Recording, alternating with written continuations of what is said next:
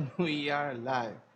Welcome to another episode of Business Focus Live with me, John, where we talk about business related topics as well as news from here and around the world. If you're new to this channel, don't forget to subscribe and let's get started.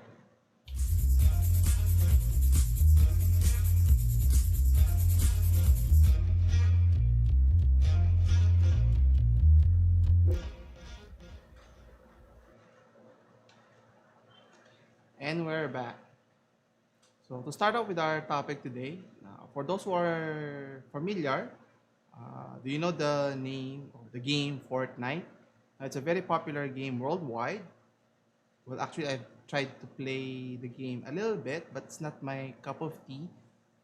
They've been in the news lately. If you haven't heard that the games that are, in order to play the games, you have to download them whether through Google's Android or through Apple's iOS app stores, which recently they have been kicked out.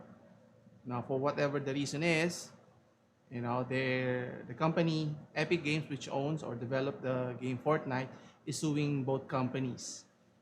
Now, what could be a possible reason? Well, simple the matter is it's all about money. In this case, Fortnite or Epic Games is has an issue with regards to a developer or any game developer who wants to develop an app in the App Store, regardless if it's Apple or Google, they have to pay a 30% commission.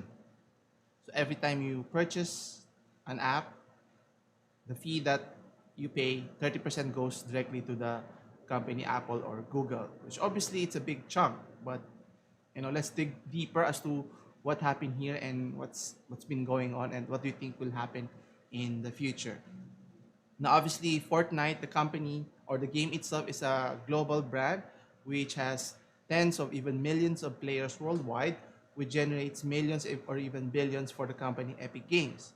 Now, obviously, generating billions and billions of dollars, looking at the bottom line, you can clearly see, or they would clearly see that 30% going to, filter to another company doesn't seem reasonable.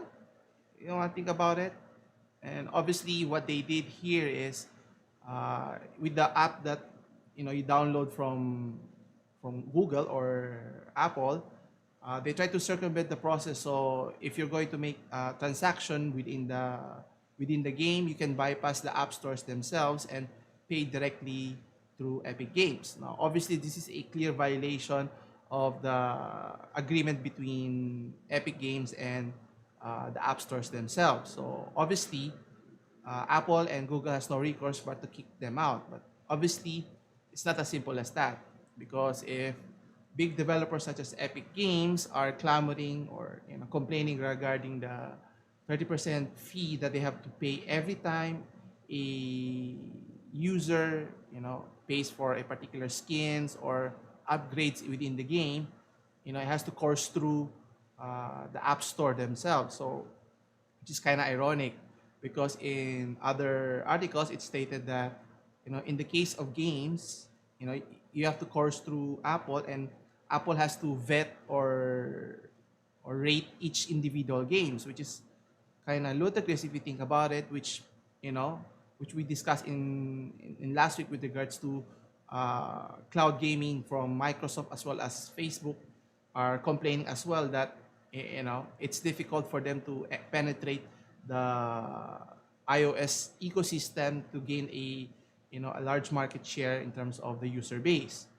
Now, games are technically, if it's a subscription base, so all the games that is available for that Steam, let's say for uh, Microsoft's Game Pass, so you have a plethora of games that you can play right away once you have subscribed to their Game Pass.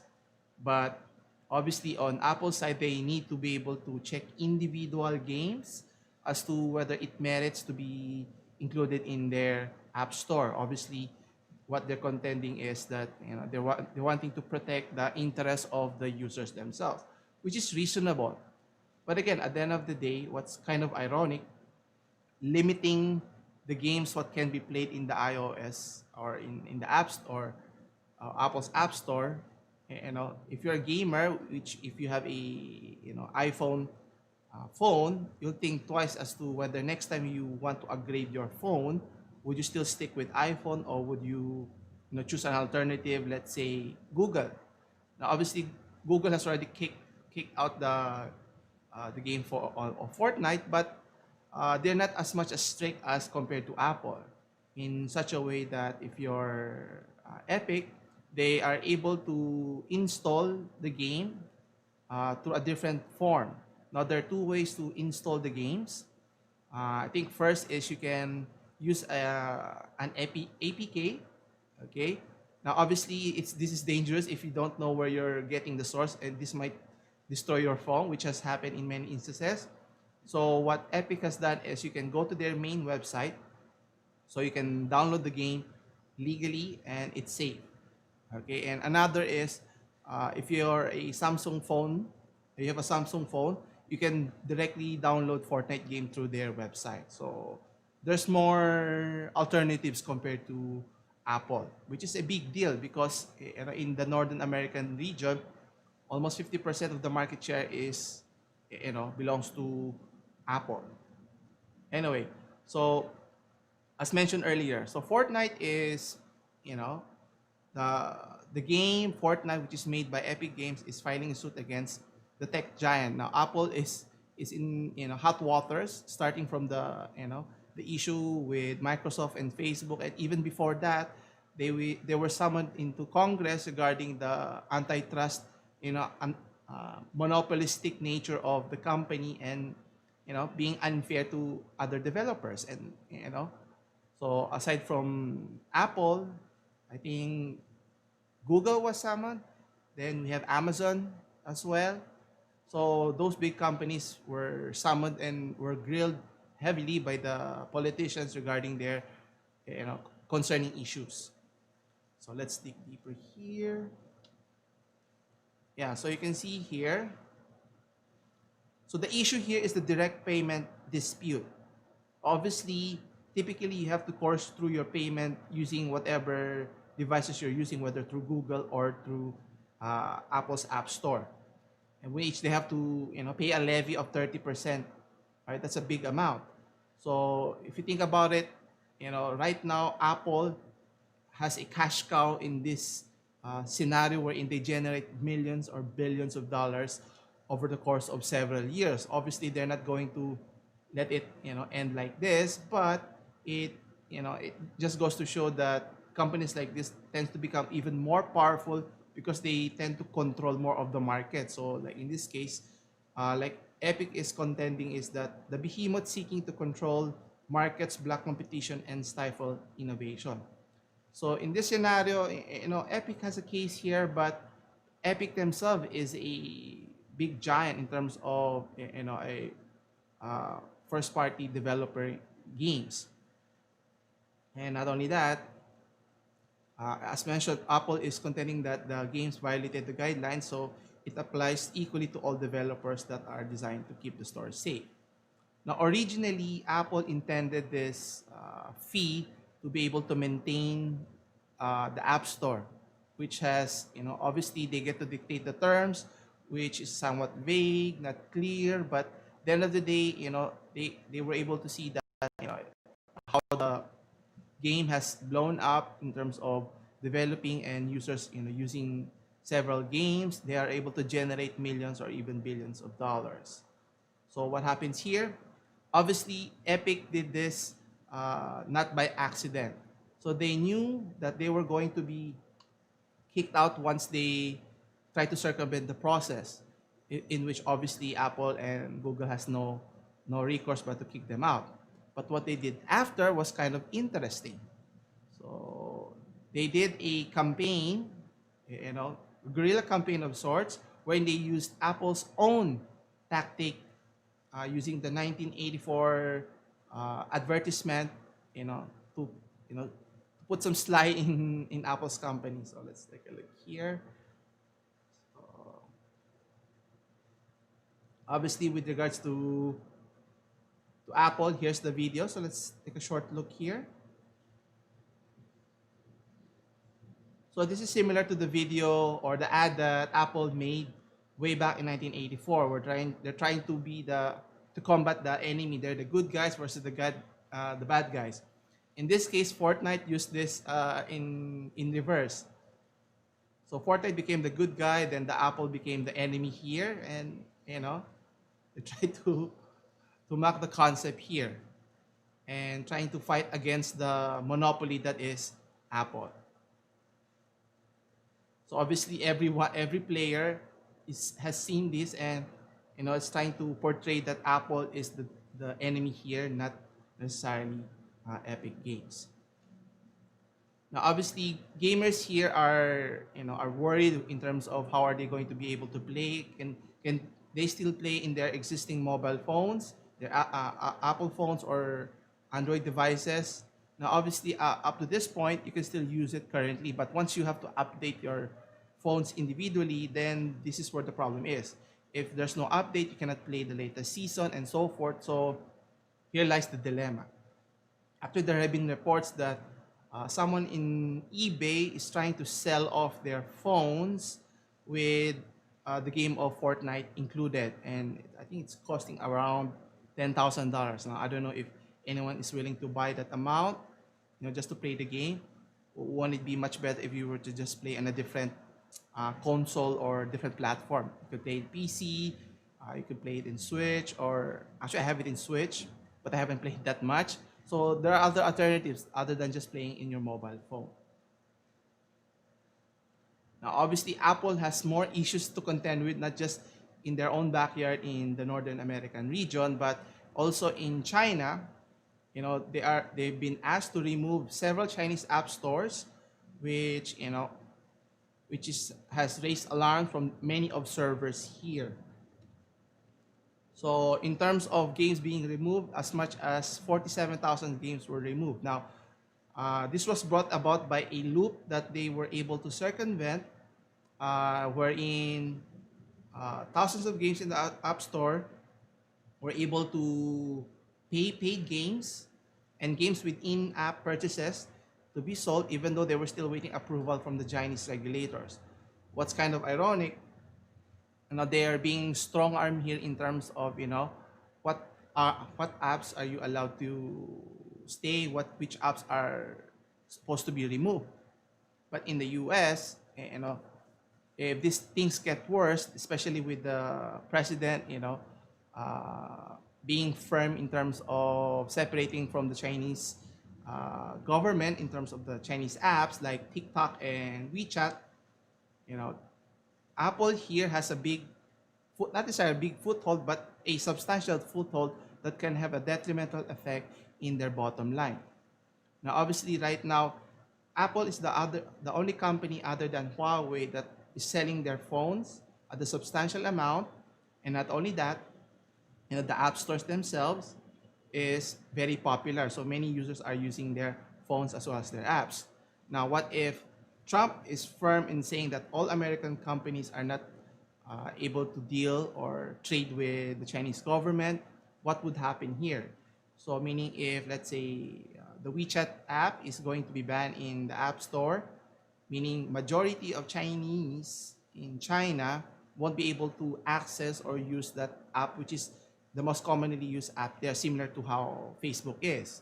But obviously, WeChat has a wider variety of application in terms of entertainment, information, payment, all of sorts of things that if you go to China, everybody will ask you, do you have a WeChat account?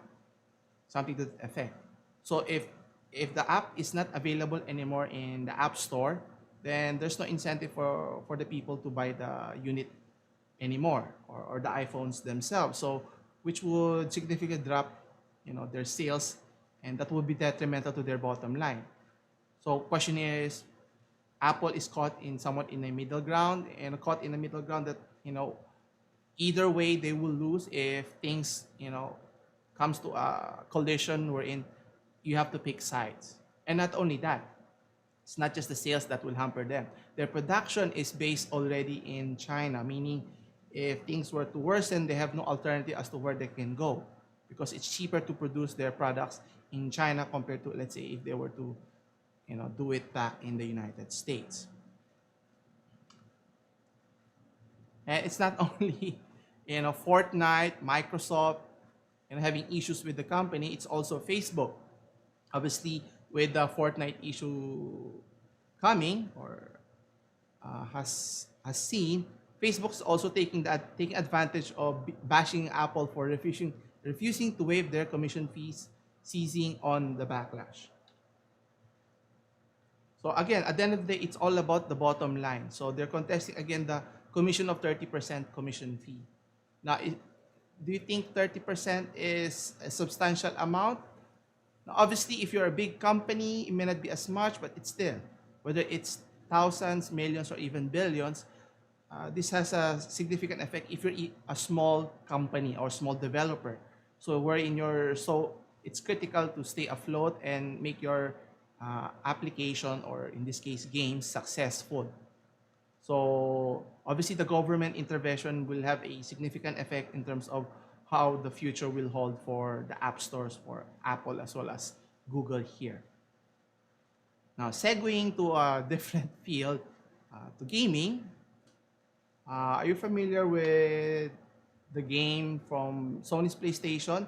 I think it was released sometime early this year, a few months back. Yeah, a few months back. The game of Ghost of Tsushima. It's one of the few games that was highly successful, which is not divisive compared to the other game that was earlier launched, The Last of Us Part 2. So if for those who haven't played the game, I highly suggest you check it out. It's very uh, somewhat action adventure stealth game. I won't say like Dark Souls type of game, but it's very action packed in terms of the different stances and being able to stealthily approach and attack enemies in their faces, in their bases. So obviously, right now, Ghost of Tsushima is considered one of the top games in Sony's launch in history. So they rank among fourth. So meaning they're at par with the Spider-Man, God of War, or even the Last of Us, original Last of Us. So which says a lot about the game. Now, obviously, the publisher here is Sucker Punch. For those who are not familiar with Sucker Punch, they're the publisher of another game, a popular game, which I've actually played, Infamous Second Son. So it's a totally different game from Ghost of Tsushima, but it's a very enjoyable game to play. So I highly suggest you check it out. So right now, it has done well in the United States. Not only that, in Japan, it has really did well. It has become the biggest PS4 release for the console generation. So it says a lot, meaning beating out other games such as Spider-Man and even Uncharted or even Horizon Zero Dawn. And let's take a look here. So you can see here, the game of Ghost of Tsushima, for those who are not familiar, it's based on Japan, the mythic of a samurai way back, hundreds of years back. So your main weapon here is a sword. The main enemy here in the main story here is the island of Tsushima was invaded by the Mongols, a relative of Genghis Khan or Kasi, I forgot which one. But anyway, so the plot here is centered around the main character of Jin Sakai. So I won't spoil the story here, but I would suggest you go check it out. So it's a very open world-esque type of game. So it's interesting. Now, for many gamers who had already finished the game, which says a lot in terms of how beautiful the game is, how interesting it is. Now, obviously, if you're a gamer, you're looking for more content. There's good news, right? They're introducing a co-op game later on, but before that, so let me show you here. So in terms of ratings, they have rave reviews, which is I want to focus on. If you take a look here in terms of Metacritic scores, in terms of critic review, you can see it's highly rated, around 83. On the other hand, if you see the user score, which is highly rated, around 9.3, which I want to discuss in detail because it's kind of ironic. How come for critic reviews they give a good rating but not a great rating? Meaning the 100 or so critics is saying that it's not a great game, but on the other hand, if you look at the 15,000 or so users, the actual people who played the game, who bought the game, gave them a very high rating. So I don't know. Do you trust the critic reviews over the user, or is it vice versa? I tend to lean more on the user rating because it's the actual people who actually played the game, which is kind of opposite if you compare this game to the most divisive game of the year, which is The Last of Us Part 2, wherein the critic gave them a very high, I think around 93. Then on the other hand, the user score, they only gave them a measly 5.6. So which tells you, do you believe the critic reviews online, or should you believe the users who actually played it? Obviously, the game still did well in terms of sales, but in terms of review, it's up for debate. It's the never-ending story. Anyway, continuing. So as I mentioned earlier, so for those who have already finished playing the game of Ghost of Tsushima, there's good news. So later this fall, or as late as November, they'll be, you know, showing more content by providing an online component, a co-op component, which is kind of interesting. And they mentioned also in the article that it's going to be free, so you just have to download it if you have the game already. And not only that, there will be no microtransactions. So as many would have feared, people are apprehensive in the what they call this, like how EA is trying to pray money out of our hands, not willingly, but in the case of Ghost of Tsushima, they have stated clearly there will be no microtransaction, which is a sight of relief for many users who are focused on single player game. Now multiplayer, they could enjoy the game to their heart's content. Now, in terms of the content of the online, they're calling it the Legends mode. So let's take a look here. Let's see a short trailer here. So it's slightly different from the concept of the samurai main story in the single player. So this is what you normally see in the actual game, but later you'll see a slight difference. Yeah. So they'll focus more on mythological Japanese mythology. Okay, more on gods and demons of sorts. So I think more following similar to how Dark Souls is. So it would bring a different variety. So your enemy would be monsters, demons of sorts. So they have here different character sets. So similar how Dark Souls mentioned earlier. So you get to choose different characters here or different classes. And then we'll see how it goes. What type of co-op game will they provide? Okay. Now, they mention here there's survival mode, missions. There's 4 classes I mentioned before. So it will be interesting how this plays out. So I can't wait to see how this would turn out. Okay. Speaking of games, continuing. So for those who are not familiar, I think there's a game that I wanted to show. I wasn't able to show it here. Let me see here. It's something I just found yesterday and something I want to show everyone. Yeah, it's here. I don't know if you're familiar with the Sun Monkey, Sun Wukong. So it's a very popular story in China. Where is it? There you go.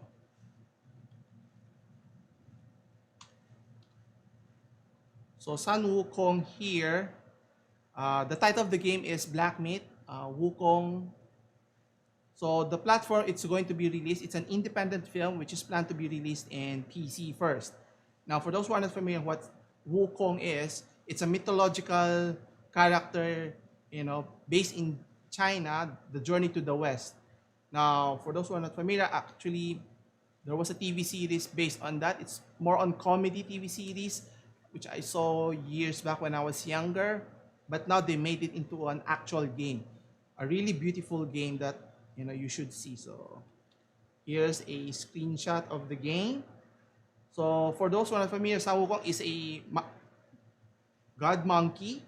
And he is known with his, popular with the staff. Let's see if we can see the video here. Wait. let's see. I think they have the trailer here, so that's one thing I want to show everyone. Wukong. Yeah, and it's very awe-striking if you were to ask me. So can't wait for it to play the game and for everyone to see the game as well. So it's here. Oh yeah, there you go.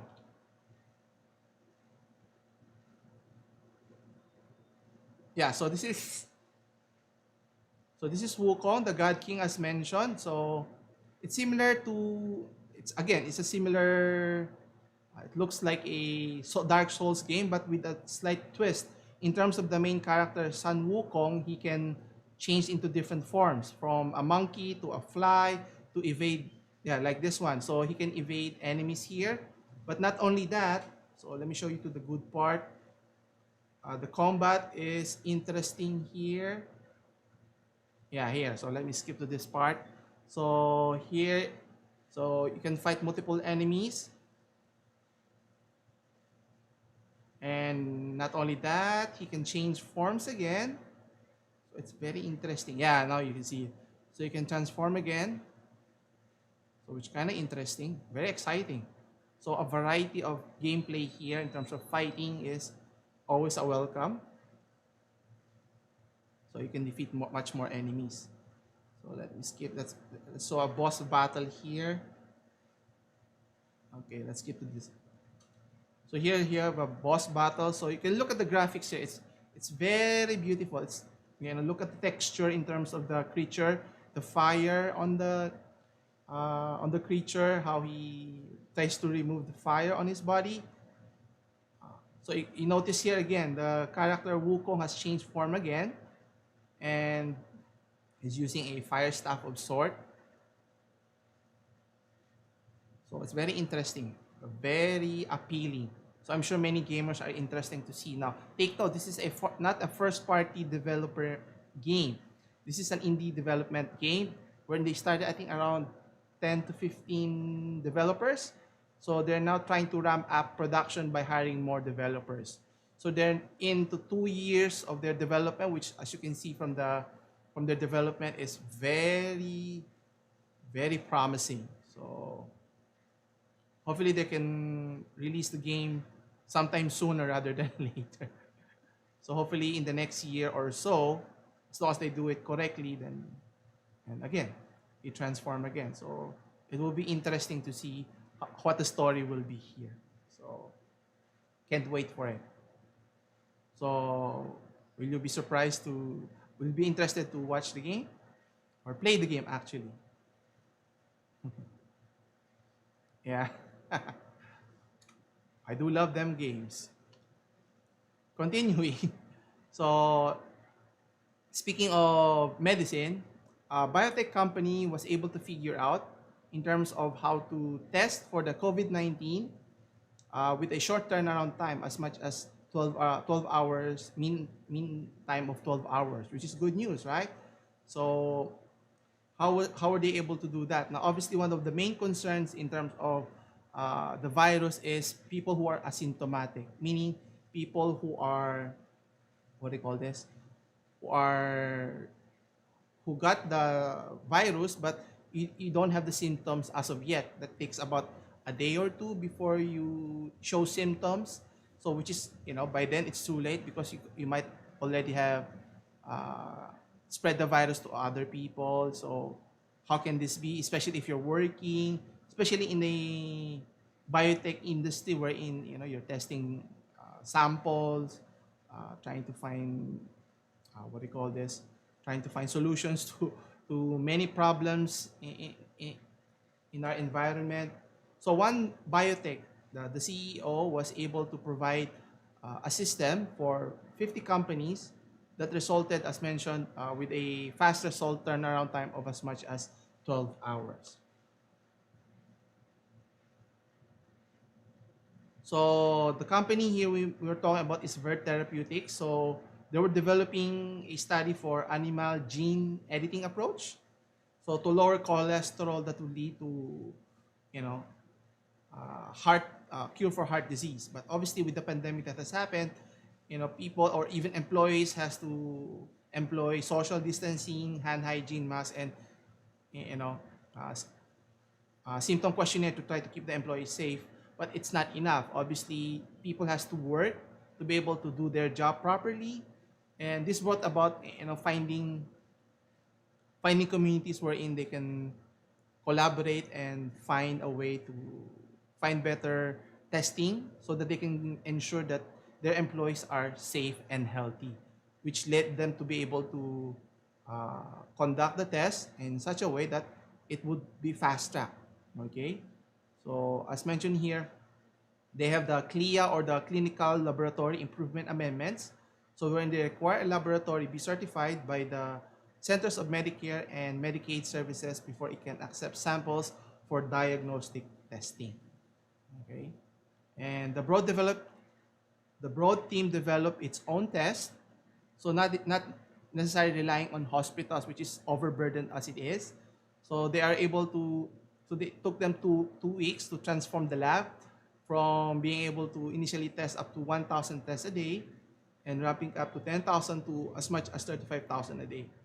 Something that we sorely need in our country because testing is critical to ensure that you control the environment, ensure that the virus does not spread.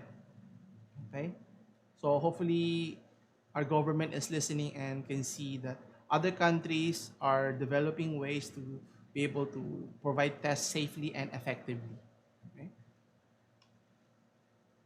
Now, for some updates, now we've been discussing TikTok for several weeks. Here's just some update. So there have been news that TikTok was given, I think, 45 days, and I think it was updated by Donald Trump by 90 days because there have been suitors. So not just Microsoft, who is in talks to buy the company, the American operations, but as well as I think Twitter, and now Oracle is in play to buy TikTok. Now, obviously, Oracle is not a social media platform, but in terms of their core business, in terms of software as well as servers, which makes sense because if Oracle was to buy the servers, meaning it's owned now by American company, I think this will alleviate the concerns from the president and from the general public. Now, whether Oracle can indeed actually, win out eventually in the end, we have to wait and see because there are other companies now. So, which obviously strengthens the position of TikTok that you can maximize the value that they have. So, companies will be in a bidding war to ensure that we want to buy TikTok. How much is it? Is it billions or even hundreds of billions or even trillions? We don't know. And obviously, it's not just the Northern American region that is at stake here. So we have Northern America, Australia, as well as New Zealand. Okay, so if they're going to buy the Americans, English-speaking countries here. And it's not only TikTok in the American-speaking country that they should be concerned with. So not China, Japan is also has not severe but have grave concerns regarding TikTok situation. So they want TikTok to change ownership, similar to how Trump is looking at this, so that it can address security concerns based on the ruling party lawmakers. Okay. So as mentioned here, a change in control of Japanese unit TikTok, the video sharing app which is owned by ByteDance, could be one way to address users' data security concerns in Japan. Now, obviously, it's not the same as how Trump is directing it that it has to sold its shares, but it cannot force it. But hopefully, it can put some pressures within TikTok so that it will divest its ownership to, let's say, outside of Chinese control. We'll see what happens here. Next year, some nice stories to discuss. Now, obviously, investors are good for business, especially for a small country like Maldives.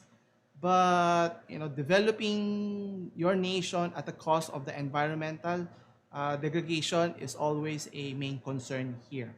So here we have an article. So campaigners want to fight to stop Maldives' island become a luxury resort. Now, obviously, investment is always good, but to what extent, it's a balancing act. Obviously, as of right now, uh, where's there's commercial here. So as of right now, obviously they're dependent on tourists coming and visiting their island, and going on island hopping, snorkeling, diving, all the good things when you go to a beautiful island such as Maldives. And if you're going to develop it, obviously this will have a significant effect in the ocean, especially the corals, right? So you can just imagine how this turn out. Obviously, this would affect individuals' lives as well as the economy. So, obviously, in this case, there's good news. They were able to win out in terms of developing the island, as mentioned. But obviously, as they mentioned, that it is an ongoing battle because administration change in terms of politics. So you have to wait and see in terms of the next admin if they would still consider this as an option, or they would pursue developing the island. So it's a beautiful place. So you can see the ocean floor at pristine, so clear. Who would want to visit their place?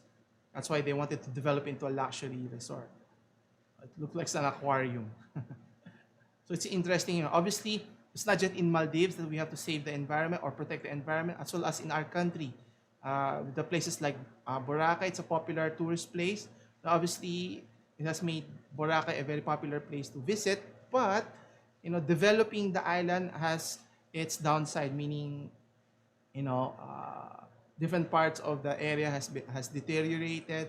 So we have to ensure that it's safe and clean for everybody, not just the people who inhabit it, but also the sea creatures who inhabit the ocean as well.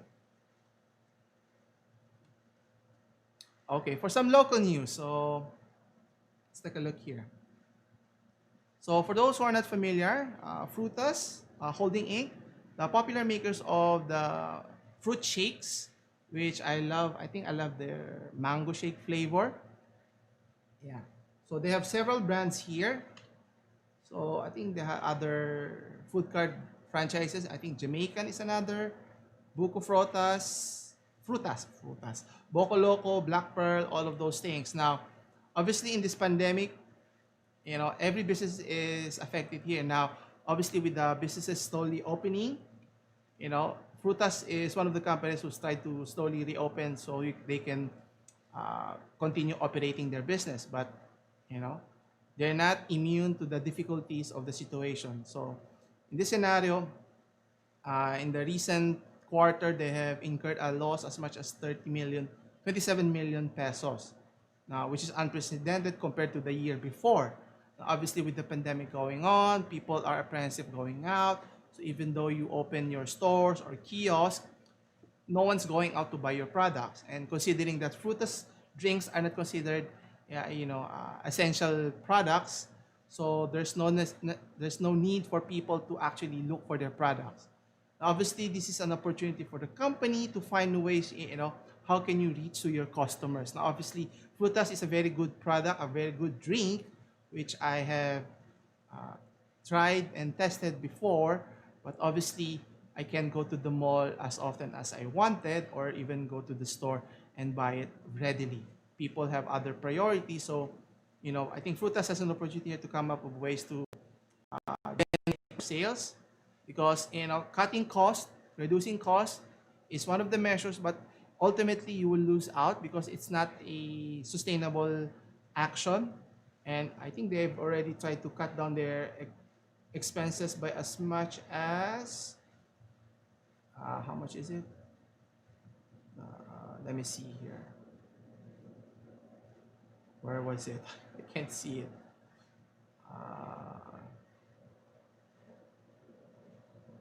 Yeah, their operating loss, cutting operating expense by as much as 40%.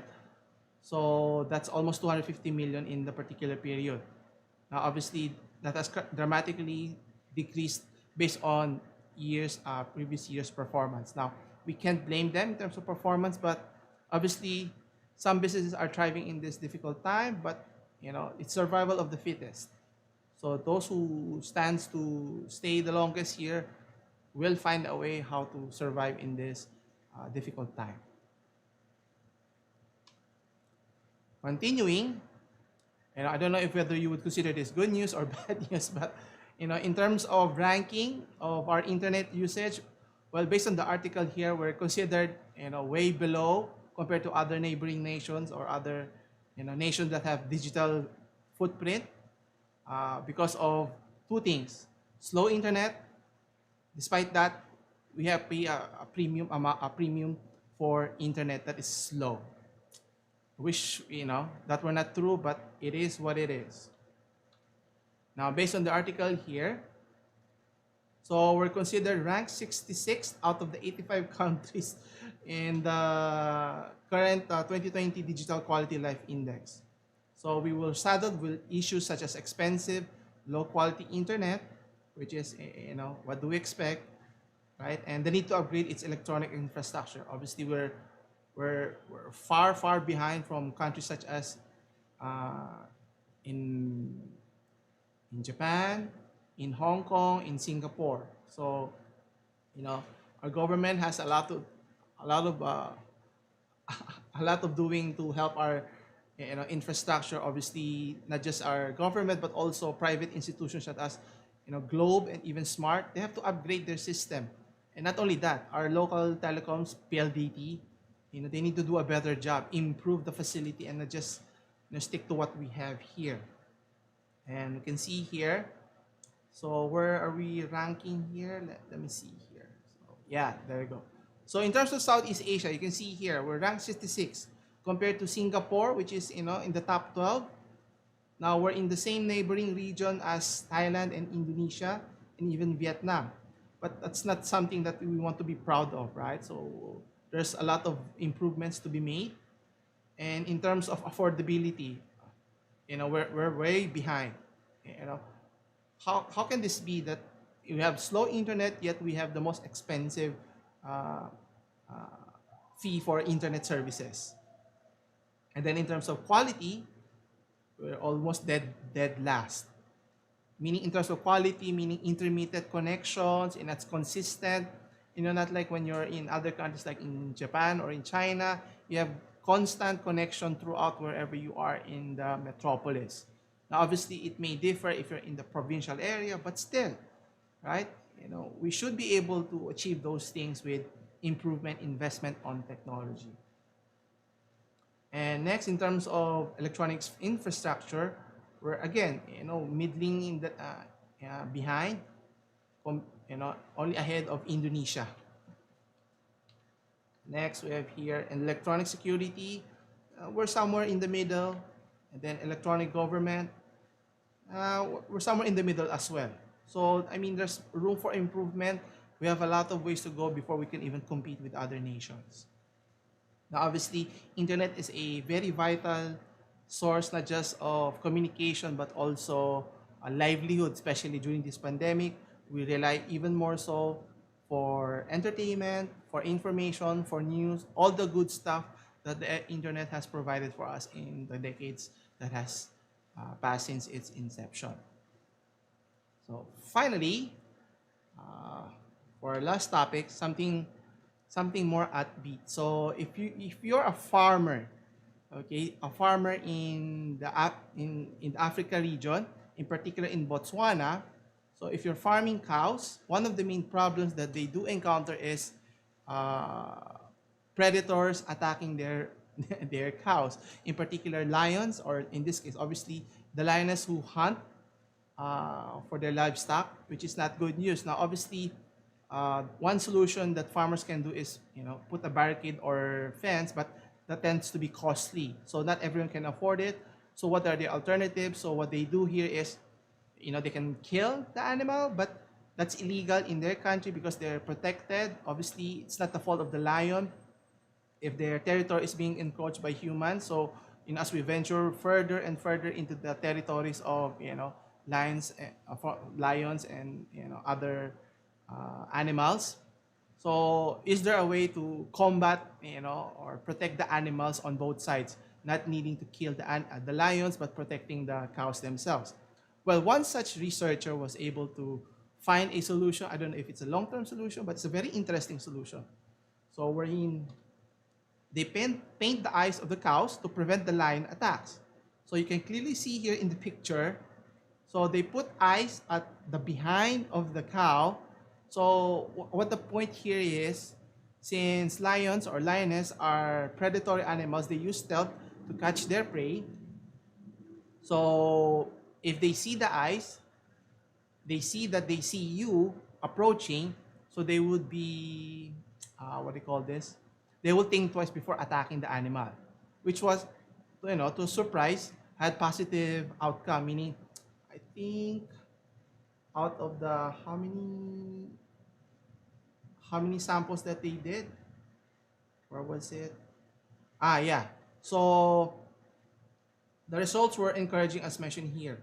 There were 3 that were killed out of the 39 unpainted cows, but none of the 23 painted cows was taken. So meaning it was effective. Now, obviously, they received some criticism in regards to, obviously, lions are very smart animals and that they might adapt in the future, but there's no harm in trying. If it's effective now or even in the future, then good for the cows. Until such a time they can craft or find a better way to protect the animals on both sides, and not having to kill the animals. Otherwise, eventually the farmers will be forced to kill the lions, which is not good. We need to protect our animals on this planet. And that concludes our discussion for today. So if you have any question with any of today's topic, you can check it in the links in the description below, and you can leave your comments there. As always, you can hit the notification bell icon so you can stay updated with the latest news as well as videos. Also, thanks for watching. I'll see you on the next one. Take care. Bye.